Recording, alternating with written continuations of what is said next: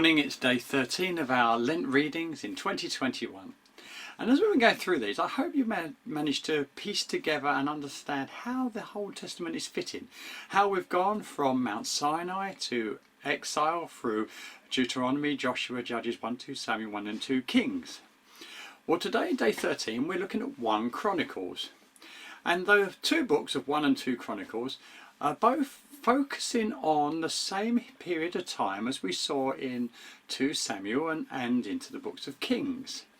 Much like when we've got the Gospels, we've got 4 accounts, Matthew, Mark, Luke and John, all looking at the ministry of Jesus from a different angle. So 1 and 2 Chronicles look at the same period of time as 2 Samuel and the books of Kings from a slightly different angle. All these books were being written down probably when Judah had gone into exile. And during exile they were written down, and 1 and 2 Kings and 1 and 2 Samuel were written down largely to tell the people why we went into exile. They're here to say, look, we were wayward, we neglected the Lord, we followed other gods, this is why exile happened. The books of Chronicles are looking at it differently. They're writing to those who are returning, and the question on their mind is, are we still God's people? Will God still want to receive our worship? And so that's what these books are trying to say, and they account the same history. 1 Chronicles begins with 9 chapters of genealogy, of all the history. Why? Because they want to say, we are still God's people. Look, we can trace our history back. We are God's people. He made covenants with our forefathers, and we are still the people of God. And then from chapter 10 to the end of the book, it focuses again on the reign of David and gives an account, same as 2 Samuel does. It wants to say, look, we are the people of King David. But more importantly, it focuses on, in that time, a great deal on the temple. The temple and how it is managed, how it is run, the roles of the Levites and the priests, the ritual side. It's saying, look, the temple was destroyed when we went into exile. We will go back, we will rebuild it, and we can worship again. And God will accept our worship. And that's that's why this book was written, for those returning, to say we are still God's people. Look at our history. Look, God will still accept our worship. Look what He's given us in the temple.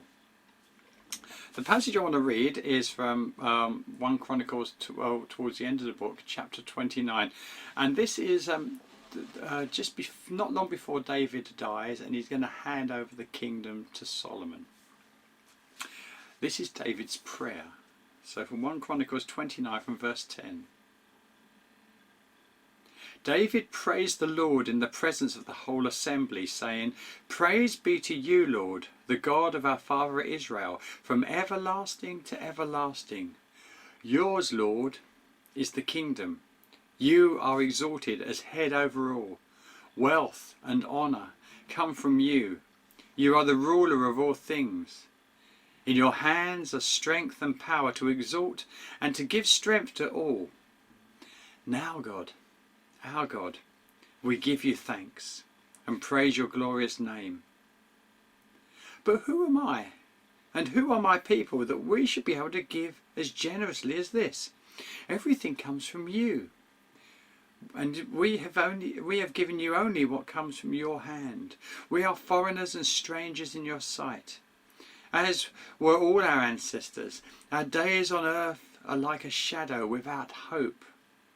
Lord, our God, all this abundance that you have provided for building you a temple for your holy name comes from your hand, and all of it belongs to you. I know, my God, that you test the heart and are pleased with integrity. All these things I have given willingly and with honest intent, and now I have seen with joy how willingly your people who are here have given to you. Lord, our God, the God of our fathers Abraham, Isaac and Jacob and Israel. Keep these desires and thoughts in your heart, of all your people forever, and keep your hearts loyal to you.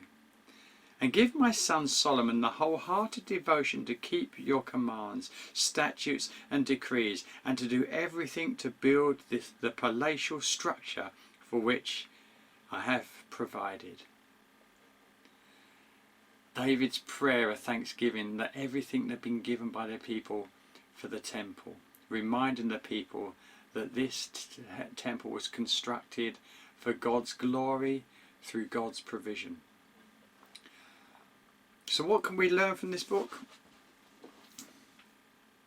We all have wayward moments where we neglect God, we neglect God's rules, and we go wayward. But when we do, focus back on the two things that 1 Chronicles focus back on.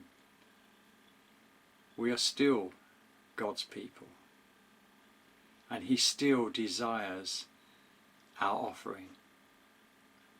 So when we turn back to Him, we are not rejected, but welcomed. Until next time, have a blessed day.